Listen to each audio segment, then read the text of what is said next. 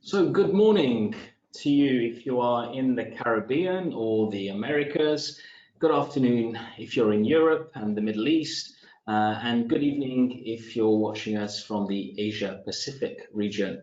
Welcome to today's Crossing Borders broadcast, which is the new IMC streaming service created to keep investment migration professionals connected and informed during the lockdown.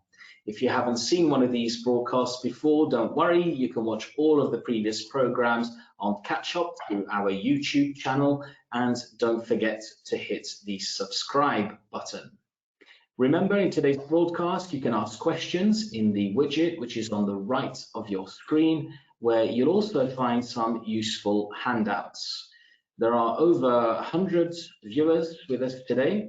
We will try to get through as many questions and comments as possible, and to keep you engaged, we'll have a little bit of polling as well.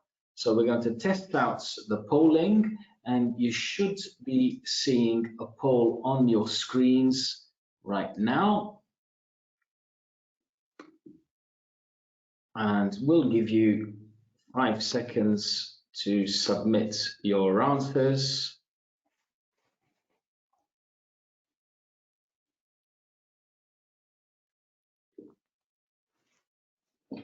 Okay, I can see that's still a little bit of polling going on. That's slowed down now, so I'm going to close that off and share the results. And I'm hopeful that my panelists can see the results of that. Yes, we can. Yep. Brilliant. Overwhelmingly, just over 50% of you are watching it in Europe, so give us a shout. Tell us which city you're following us from today using the comments and questions box. Then quite a few in the Americas, and trailing slightly behind Asia Pacific with 9%, 11% in the Caribbean, and 3% of you in the Middle East. So that's interesting, and of course very good for us to know. There's a short video at the end of today's program about how you can get qualified through the certification in investment migration, so stay with us. But today we're talking about due diligence in investment migration. Global citizens are those that frequently move around and their wealth often follows. They bring with them debt-free liquidity and often contribute to small economies, small countries who are trying to develop their diversified economies in themselves, and more often than not in challenging regions where there is a lack of natural resources. Of course, this comes with its challenges that we must collectively address. And one of the most important is, of course, the adherence to anti-money laundering and financing of terrorism and other regulatory tools to ensure only the most fit and proper persons benefit from new citizenship or residency rights. Some of you might remember that at last year's Investment Migration Forum in Geneva, the IMC, in coordination with BDO USA, Exiger and Refinitiv, formed a due diligence working group to examine the state of play of DD in investment migration and explore the potential for minimum standards across our industry. Oxford Analytica, a UK-based research group, was commissioned by the IMC and drew on insights from across the sector by conducting independent research in the area. That culminated in 2 reports. A first report, which was entitled Due Diligence in Investment Migration, the Current Applications and Trends. And that report provides a critical overview of due diligence processes, assessing the current practices and the need for further improvements in the field. And that report is this one that I'm just showing you on the screen right now. And that's also available in the handout section of this webinar. And the second report, the Due Diligence in IM, Best Approach and minimum standard recommendations. That's a more specific look at recommending basic standards for immigration agents, providers of due diligence, and of course, governments. And again, that report is available in the handout section of widget in today's presentation. So we have just under an hour to hear from the key people who were heavily involved in the working group, but also actually on a daily basis are heavily involved in conducting due diligence on applicants, and they formed part of this working group. So the panel of experts today are Laura Austin, the head of investments migration due diligence for BDO in New York. Good morning to you, Laura. Morning. Then I have Sylwia Wolos, the risk solution consultant at Refinitiv, who's based in London, but awaiting the go-ahead to move to Brussels. Good afternoon to you, Sylwia. Hello, Bruno. Hello, everybody. Thank you for having me here today. And James Swenson, who's the Vice President of Due Diligence for Exiger, who is also in London. So good afternoon to you, James. Good afternoon. Remember, if you have any questions or comments, so please use the widget on your control panel. The first question I think people will want answered is, why did you decide, each of you, to get involved in this project? So if I can go to James, to you first, in summary, why did you decide to get involved in this? Well, I think for Exiger, we felt that being a service provider in the industry for many years, it was important to just formally join the debate that was going on. So we know that over the last couple of years, there's been a lot of scrutiny, there's been a lot of criticism in the industry around the due diligence process. And while we recognize that there were certainly many areas for improvement, we also know that there were governments that were successfully applying due diligence as part of their process. So we wanted to make sure that we were just participating in the debate and trying to dispel some of the rumors or some of the misconceptions around, how due diligence fits into this industry. Right. Laura, if I may go to you, why did BDO decide to get involved with this? Yes, certainly. I think similar to what James said, this was an opportunity for us to be transparent about due diligence in a way that helps to combat some of the industry perception and really opens up the conversation. And James said it, the conversation has been happening, but this was a real opportunity for us to collaborate with our colleagues at different firms and come together to have one voice representing what due diligence should look like in this industry. So to us, it was an opportunity that we just couldn't pass up. And Sylwia, from your perspective, why did you get involved?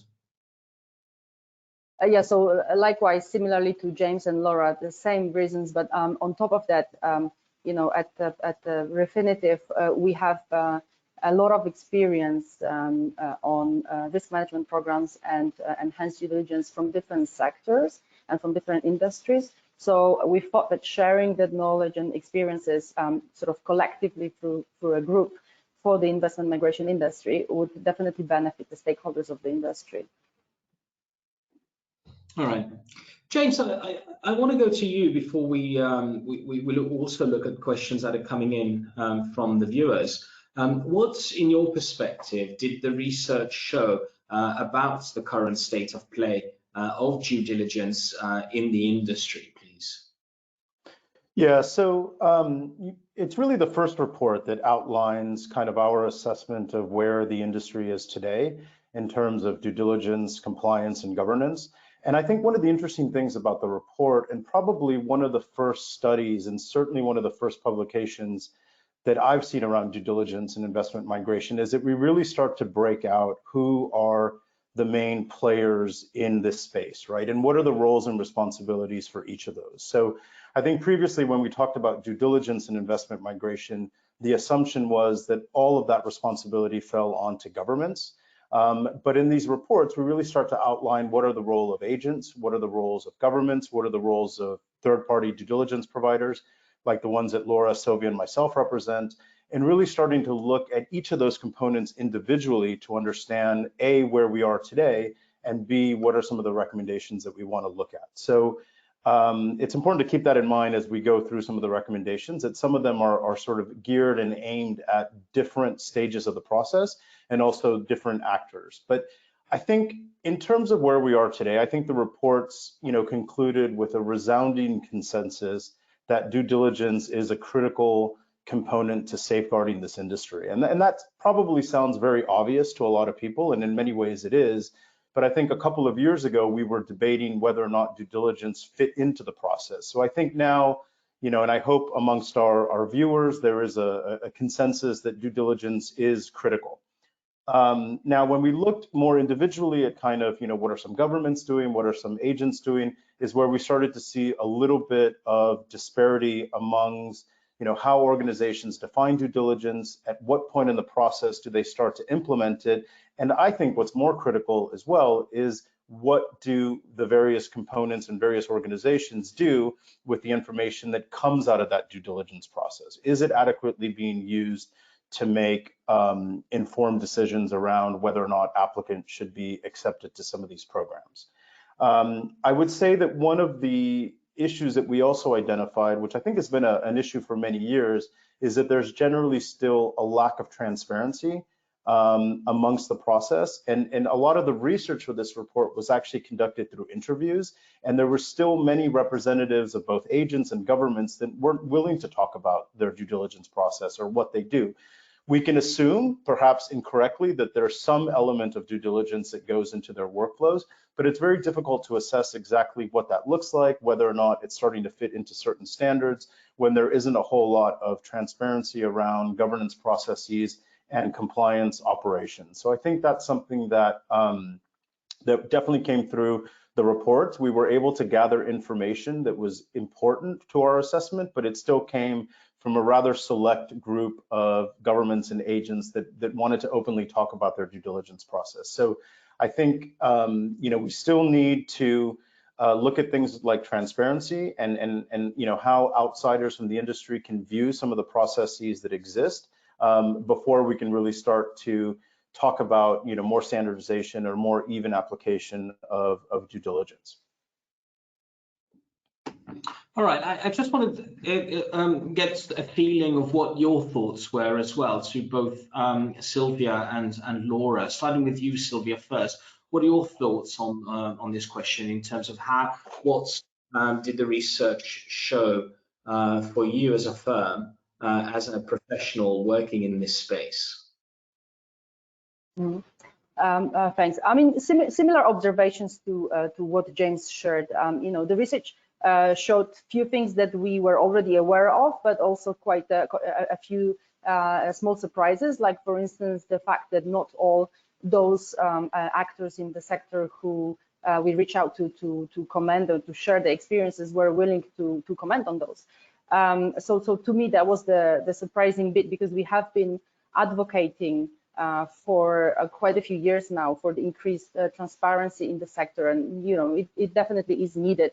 Because when you look at the external stakeholder commentators looking at the industry, be it NGOs or civil society or organizations, institutions such as European Commission or OECD, if you don't provide the data and underlying information, what's left for them to do? It's just the guessing and sort of assumptions.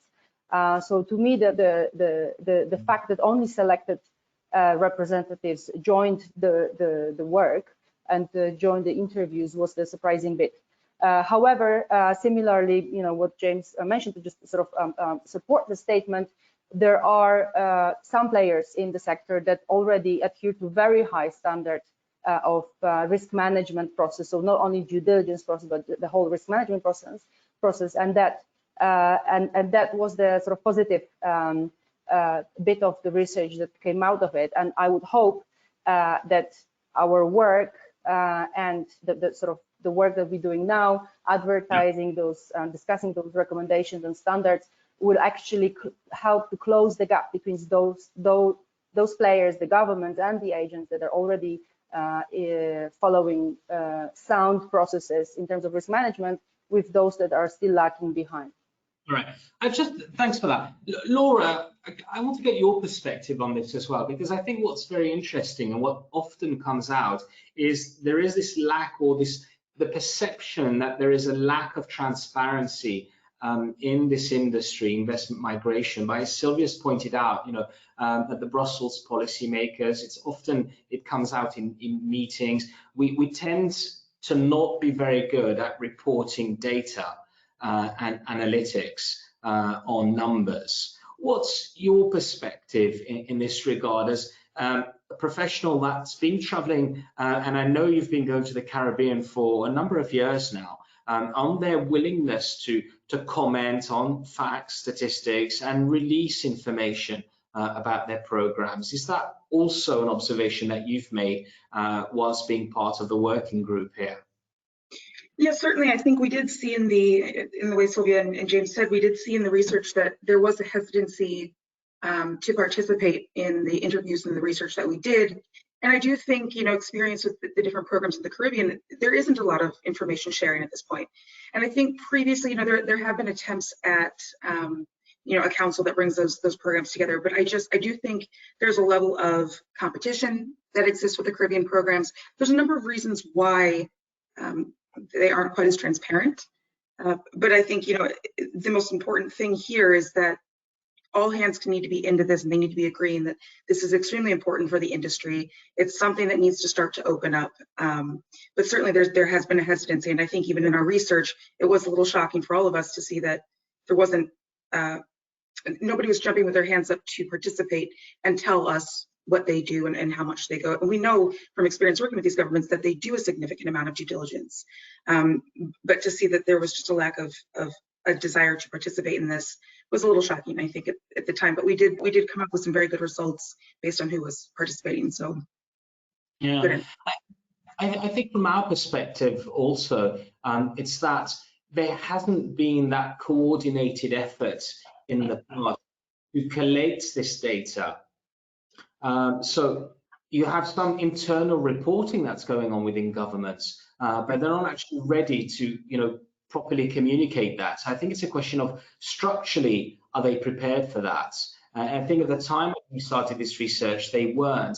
And I think now many of them have realized that, actually, yes, now we've got a little bit of, we've done that housekeeping, and we're probably at a stage where we will be ready to release that. And I think that the second stage of that will be, will everybody be releasing the same sort of data that's required so that we can have a global, an itemized global picture of what is going on in this industry. You can draw analogies to how governments are reacting to COVID-19 and how they're reporting on the number of deaths. Now we know that the UK has left out the number of care home deaths in the past and have now included those, and that means that now they're leading the way in the numbers of the death numbers in the European Union. But there's similarities, there's lots of differences, isn't there, in the way that governments are reporting on COVID-19, which doesn't give the right amount of picture. But going back to our industry, investment migration, and talking about governments, I'd like to go to you, Laura, on this, because it's something that you've done some work on and studied. What do you think were the most, or what are the most important recommendations that have been made through this research, particularly for governments? And then we'll also look at agents, but I want your perspective for governments, please. What are the most important recommendations? Sure. So I think just at the highest level, the most important things we recommended were a 5-step process for due diligence, which I'll go into in a second, but good governance and transparency, which seems basic, but it's something that we defined in the reports, and then also a system of post-decision monitoring. So I think each one of those things has a level of detail in the reports, which is helpful. But the 5-step process to me was the most interesting because it took the practices of a number of different programs plus the experience of the due diligence providers and sort of brought this together in a way that I think makes a lot of sense. So in those 5 steps, and Bruno, can you, oh, you've got it up, perfect.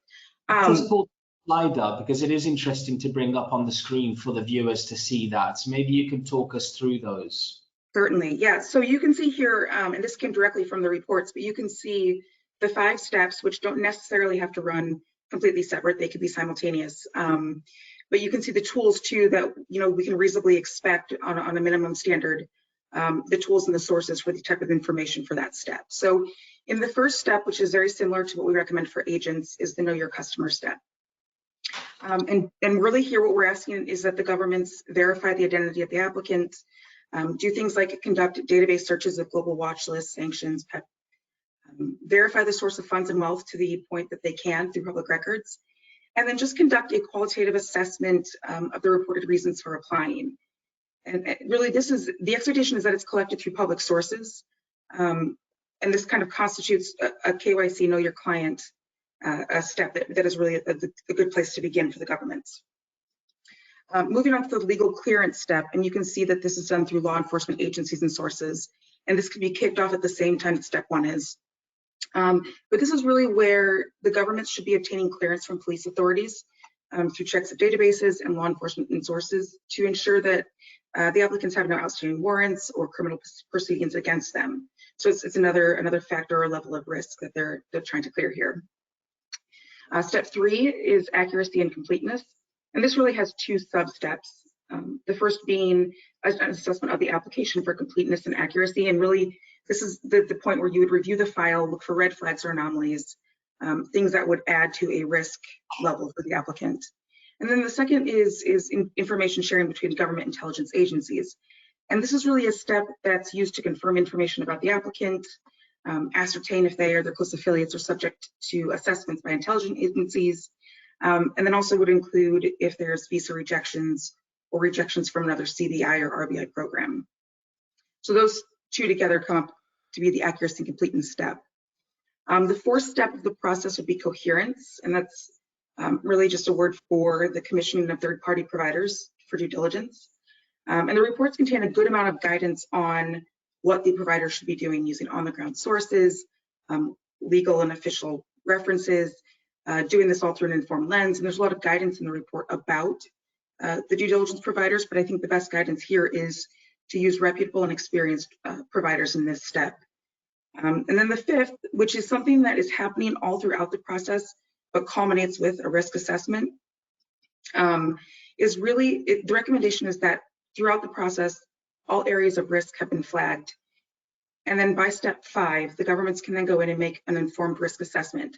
And this is going to be based on a risk profile and a framework against which they evaluate all of the applicants. That way there's a consistent and transparent way to sort of monitor each application, and there's an auditable trail once it's done. So that was really, for us, there are some other recommendations in there that go into the governance and transparency and also post-decision monitoring. But I think the 5-step process really is what we would suggest is to be the best minimum standard as a starting point.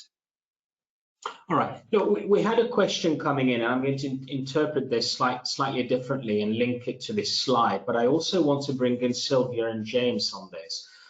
Clearly, the world is, for the most part, in a lockdown situation. It has been since, let's say, mid-March in certainly Western economies. What have been the implications of obtaining the right documentations, where often you need boots on the ground, which isn't always available online? So if you look at, step 2 is, clearance, law enforcement, reaching out to law enforcement agencies. I know that, I know of cases where, you don't find that information online, and you actually need somebody to pop down to the police station and do a manual check of, possibly a complaint that has popped up on the internet, but it needs, further investigation and government to government intelligence exchange, where we're in a period where governments are really seemingly focusing on the health crisis and trying to plan for the, the coming economic crisis. How has that affected the investment migration industry from your perspective? And I'll go to Sylwia first, please. Yeah, sure. It's a very good question, Bruno. Thank you. I think we've been observing something quite incredible, actually. While we all, for instance, at Refinitiv side, we all have been working from home across the globe for many weeks now. You know, we've seen an incredible sort of virtual cooperation, and people have really stepped up to the challenge. And I'm talking about our employees, but also our contacts and people who we would, you know, usually tap into locally on the ground. And while, yes, there have been some situations of small delays in obtaining the information, I think overall we have managed to keep the business going, keep the investigations going, be efficient, effective, even though sometimes what would normally happen in person would be moved to virtual or sort of phone conversation or virtual process.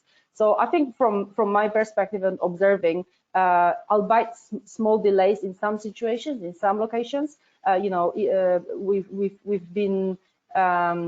maintained same effectiveness or very close to the same effectiveness as pre-lockdown in terms of research.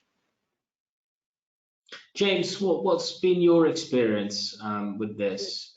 Yeah, no, I would agree with what Sylwia just described. I mean, I think, you know, the wheels are still moving, and in a couple of instances, we've maybe had to look for different ways of verifying information or different ways of gathering information that maybe in some instances are a bit more manual or, you know, require a bit more persistence from an investor.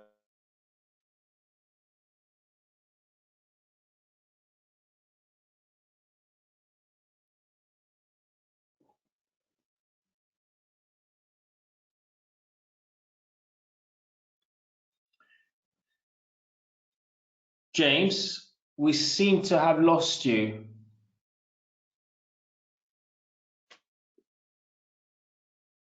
Can anybody hear James? No.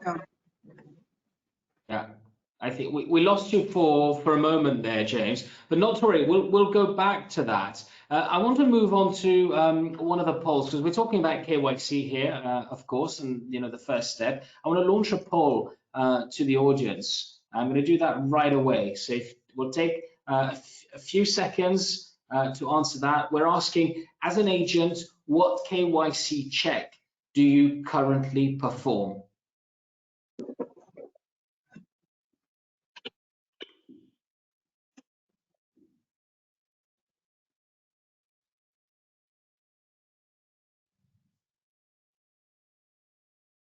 All right, so we've still got results coming through there. We're at 70% response rate. So quickly get your answers in, please. We're going to close the poll. We're going to close the poll right now. Okay, and let's share those results. So I hope my panelists can hear me and still see me. Any comments any of you want to make on that? James, can we try and go back to you? Yeah, I think you can probably hear me now. I somehow managed to put myself on mute without touching any buttons. But yeah, no, it's interesting. I'm actually quite surprised that from an agent perspective, the percentage around the enhanced due diligence would be as high as it is there on the poll. I was expecting a bit more of a combination of looking things up on the internet, which is a component of KYC, but then also a more formalized customer due diligence process. But it's surprising to see the high percentage around the EDD component. Sylwia, some comments? It's an interesting result, but I think it's actually a little bit aligned with what we've been observing in the past few months. I think, at least from my side, we've been observing a little bit of an uptick of interest from agents in terms of due diligence services by a provider like us. All right. Laura, any surprises there from your perspective? No, I think when, you know, James will talk about what we recommend for agents, but I think every one of these things is part of the process. I would suggest the different parts of the the due diligence phase. But I do think, you know, despite having some increased interest from agent level on enhanced due diligence, it's interesting, but it's also very positive to see that 58% of agents are doing some level of EDD, which I think is great. All right, James, let's go back to you, James, though, on this. What from the working group and your involvement with that, what are the most important recommendations that were made from your perspective for the agents, please? Yeah, well, I think to begin with, one of the interesting recommendations I think for the industry as a whole was really to view the role of the agent as the first line of defense, right? Agents are usually the first actors that start to interact with individuals who are interested in applying for residency and citizenship programs. So really, it's the agents who have the initial opportunity to do some vetting and really assess the eligibility of certain individuals into this industry. The recommendations were really around the know your customer process, or what some people might refer to as kind of customer due diligence. Laura touched upon a few of these before, but really, you know, first and foremost, verifying the identity of the client. And I think a lot of the recommendations around this are really to have kind of formal documented processes around this, right? So, you know, are there certain documents that you collect from a potential customer? What are those documents? What is accepted? What's not accepted? So you can think a little bit around, if you walk down to your local bank and you try to open up a bank account, what are they going to ask you for? Or if you apply for a visa to travel to a certain country, what sort of documentation will be asked of you? Something very similar to that. I think what we want to try to get away from is, oh, I don't need to do identity verification because I know that guy, or he was recommended by another customer. That might be a good way to get an introduction, but there still should be a formal process to verify identification. Another recommendation was really to have a process in place to ensure that potential customers don't have links to criminal activity, and also doing database or screening. So ensuring that individuals aren't on sanctions lists or international watch lists, you know, kind of obvious things that you wouldn't want in a customer, but just ensuring that there's a formal process in order to check that. And then I think also, given the particular nuance of the industry, in that we tend to see individuals that are high net worth or individuals who are going to be making substantial investments, is really to be comfortable with the source of funds and the source of wealth of that particular individual.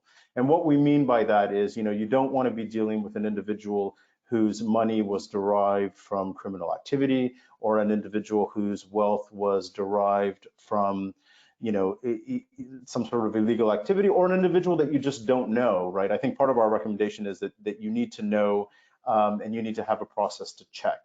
A couple of other things that I'd like to mention just around the agents. You know, we also talk about having a risk-based approach for agents, and that might tie in a little bit with the polling question that we just saw.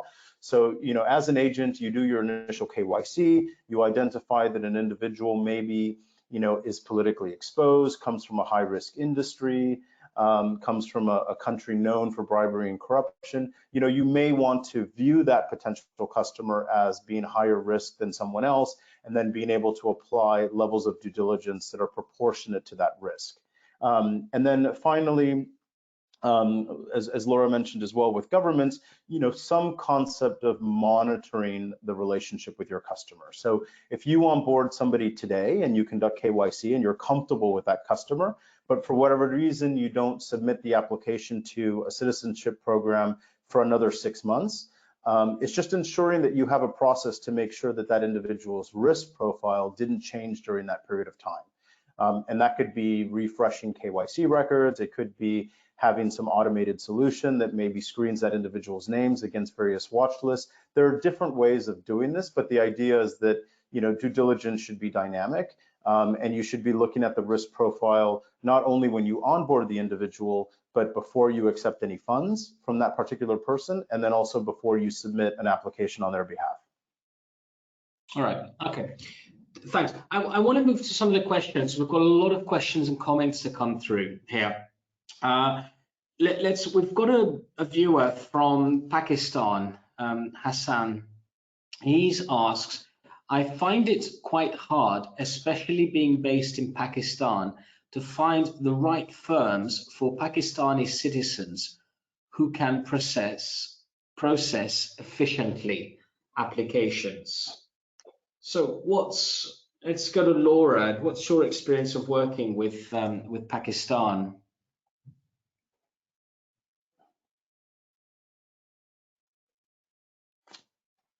I can't hear Laura. Check to make sure you're not on mute. Yep, I was. I think regardless of the jurisdiction, I think it's a matter of knowing good resources in the country. So if we're talking about processing due diligence, it's a matter of having the right people who know culturally how business works, how things get processed. And it's just getting the right amount of context and business context. And I think that's where you have very experienced due diligence providers. Some of the biggest benefits that they have are that they have resources in an endless number of countries.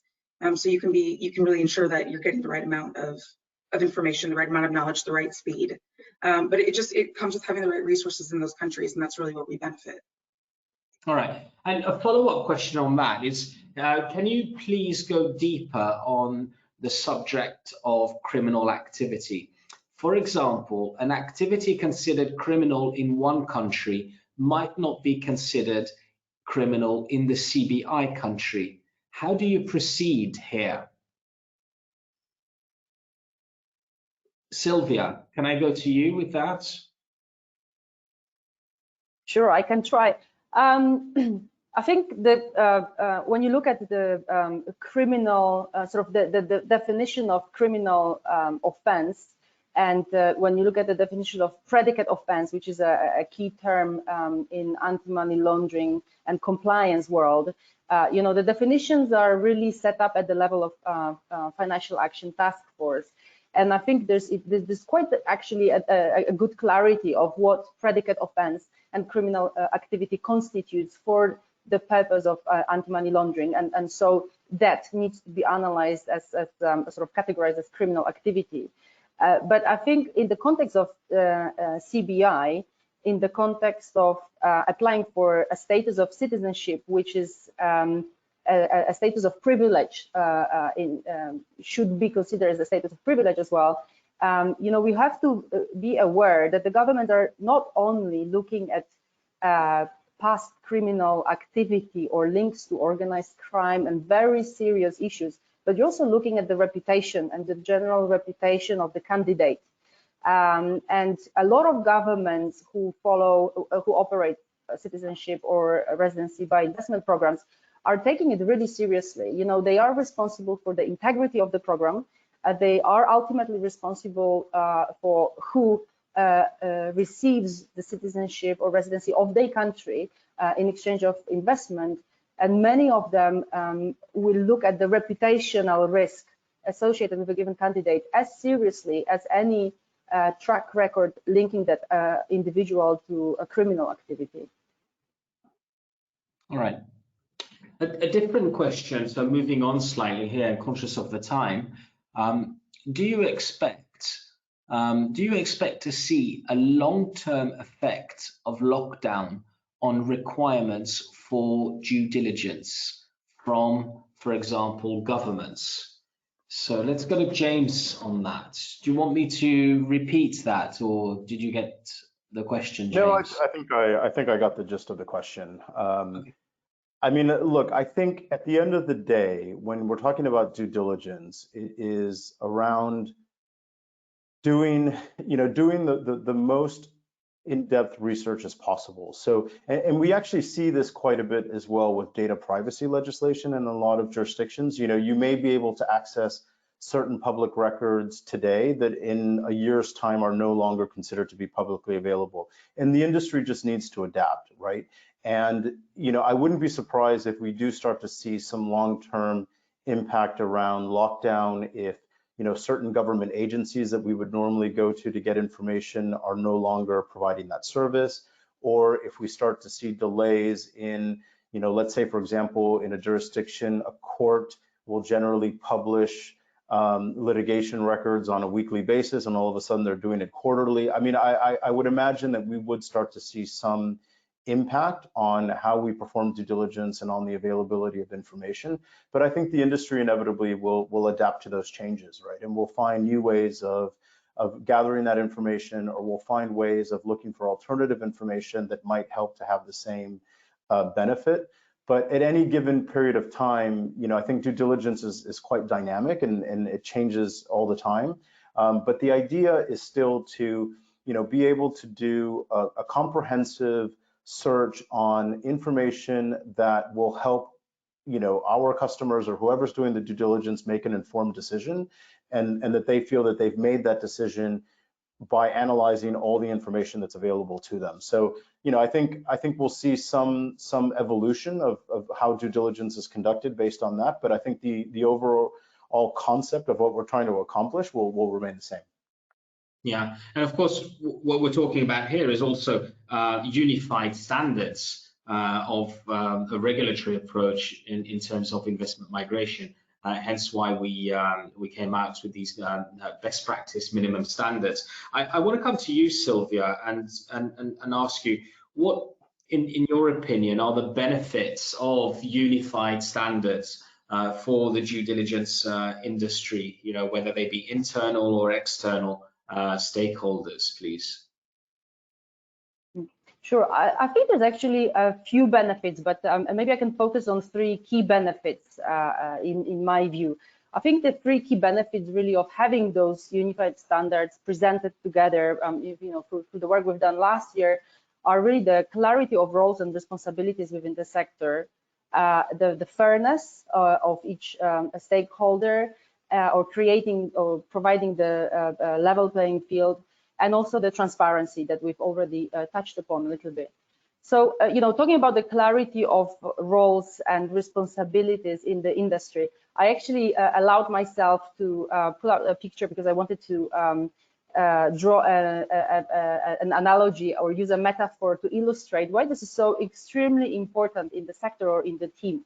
So if you can move, Bruno, please, to my picture. So I wanted to use this a picture from a video, a 3-minute long video that was quite popular on the internet a couple of years ago. There was a very bizarre Japanese football game where we had 3 professional Japanese football players playing against 100 children. It was a super chaotic and funny show, and it showed 90 kids chasing each other, trying to hit the ball no matter where, and kick it as far as possible.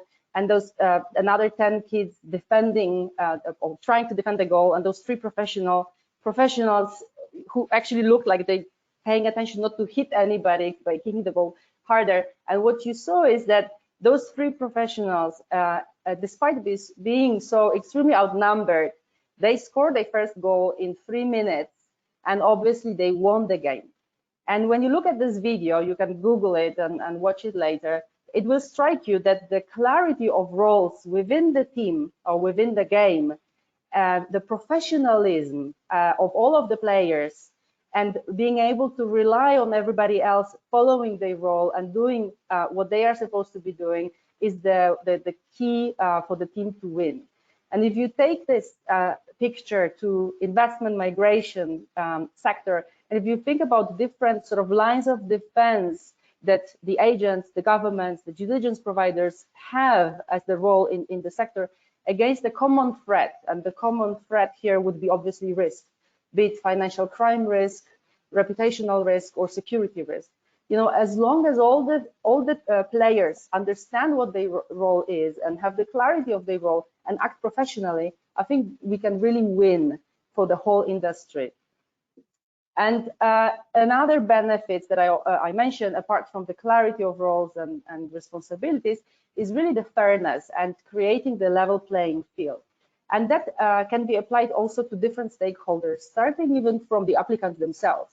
If you're an applicant, you should really expect the same level of scrutiny and background verification, regardless the agent that you use, that you decide to use, or regardless the program that you're applying for. The standard should be really the same, and so your expectations as an applicant would be the same. When you look at the agents, there's a massive gap between what agents what some agents do and others don't, but also what they are currently required to do. So if you look at some agents based in quite heavily regulated jurisdictions with strict AML regime, they already have to follow very strict KYC process and procedure, whereas there may be smaller agents or agents in different jurisdictions with a little bit more lax AML procedures, and that creates this unfairness. So if everybody understands what the standards in the sector are, then that can create that sort of lower this gap for the agents. And obviously, when it comes to governments, it's the same story. You know, the governments are ultimately responsible for the integrity of the programs and most of all for the security of their countries, right? So all governments should adhere to the highest standards of background checks and the risk management as presented in the report through the recommendations, and they should really never rely on lower due diligence expectations or process as a competitive edge for the program. So that's to me the one of the key benefits, this fairness and creating the level playing field for all the stakeholders in the sector. And similarly, sort of third benefit. I understand that, and I think that's quite a lot. And we've had another comment which certainly resonates quite a lot with us at the IMC, is that, you know, we've got over 400 members from about 45 different countries, and I have to say that most of the applicants that come to our members, they don't identify with criminality at all. They tend to be actually very honest and good candidates that have very specific reasons, which are honest reasons for wanting to obtain a second residency or a second citizenship. Where sometimes there is a problem is also for the agents, isn't it? So how can due diligence companies actually get involved, or what are the recommendations for choosing the right agent? What could be, you know, some criteria? And I'm speaking openly. We haven't sort of prepared this at all, but I thought it was a worthwhile comment in that most applicants are honest and good, and they entrust a lot of their private information and their well-earned and hard-earned money through to agents and programs. What could we be doing, or due diligence providers be recommending for clients to look out for when choosing an agent to work with? Does that make sense? I'd put that to James and Laura. Perhaps Laura first. I see you nodding. Yeah, no, certainly it does make sense. And I think one of the most basic, but it's not basic at all, is to check if they're a member of the IMC, because on the back end, all members of the IMC are screened. And so when you apply to be a member, there's the quick due diligence that's done on you to make sure you're outstanding. And so I think that carrying that sort of badge of being an IMC member is a very good first start for an applicant to understand that they're working with someone that's reputable. There's certainly other things that they could do to look into those agents, but I think just as a quick point, that's a good place to start. Okay, all right. James, building on that, anything that you would want to add? I mean, I'd say treat choosing an agent the way that you would treat choosing a wealth advisor, a lawyer, an accountant, right? So, you know, as an end client or as somebody interested in applying for one of these programs, you know, you can do some due diligence yourself on the various agents and try to assess what their reputations are. You know, you can go onto the internet and you know, see what you can find. And if you find things that are risk-based or concerning, you know, you may decide not to go with certain agents. I mean, I think it is a big decision. And as you rightfully said, Bruno, you're putting a lot of trust in agents and providing a lot of personal information around your wealth. So I don't think it's something that you would kind of open the phone book and, you know, whatever agent you see on page 37 is the one you'd go with. But I think you'd want to do some due diligence around the agents, and particularly just assess their reputation. You know, are they a member of the IMC? Are they authorized by the particular program that you're interested in applying for? try to understand who is behind the entity itself, who owns that company, who manages it, what's the reputation of that particular individual. I think there's a lot that people can gather in terms of risk and reputation by just doing a little bit of homework. So I think a lot of the recommendations that we lay out in the reports around doing some initial KYC and reputational assessment could easily be applied by individuals looking at certain agents. All right, I want to launch our penultimate poll. I'm going to launch that right away for the viewers to see. And the question we're asking is, do you feel there has been a material improvement in the application of due diligence?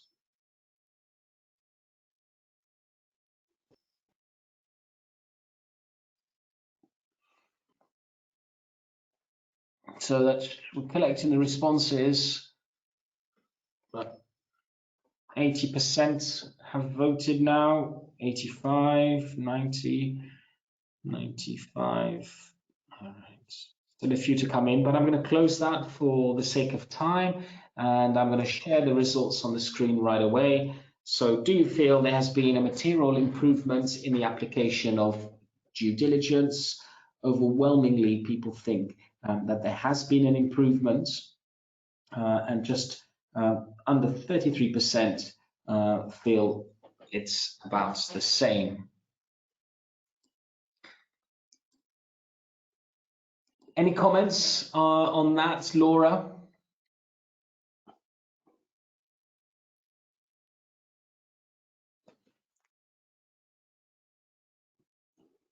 We've been talking about this for years, and I think it's good to see that there's an agreement that we don't just as providers think things have gotten better, but in the industry, there's the perception that it is getting better as well. And so I think that's, for us, with these reports, it's really a nice step in the right direction. Sylwia, I know that you as a company, Refinitiv, certainly are heavily involved in the policy advisory work that you've done in Brussels with anti-money laundering. You lead or participate in a global task force against financial crime. Your predecessor, Thomson Reuters, was heavily involved in that. Do you agree with the findings of the poll? Has due diligence within investment migration improved of late? Yes, I think there is progress, and you see more and more people understanding the importance of due diligence, through the recommendations that we've done through this work, and talking about the important role the agents have and the KYC application process, but also at the level of European Commission, the institution level, we see they are continuously looking at the state of risk management, investment migration, and you can see some steps. I mean, we are yet to see the publication of recommendations from the Commission through the meetings and work they've done last year. But if you look at the change that was introduced in the 5th Anti-Money Laundering Directive that went live this year, and the inclusion of persons applying for citizenship or residency by investment status automatically as the high-risk customer, that already shows that the EU is taking steps, sort of looking more practical steps in improving the level of due diligence, not only within the investment migration sector, but also outside. So any financial institution or designated non-financial business and professions under AML regime, if before engaging in the business with somebody who is a candidate for investment migration program, they have to automatically rank them as high risk and provide enhanced level of due diligence. All right. Okay, very good. I want to launch the final poll that we have, because we're running slightly over. But here it's very straightforward. We're asking, should programs be more transparent about their due diligence and decision-making processes? I'll give you 5 seconds. People are still voting in. And then I'd like to go to my panelists and give them each a minute for any last comments and to ask them what's next what's coming up after in the next few months from their perspective. So we'll start with James, Sylwia, and Laura. So let's publish the results of the poll. Wow. There you go. James, any last comments?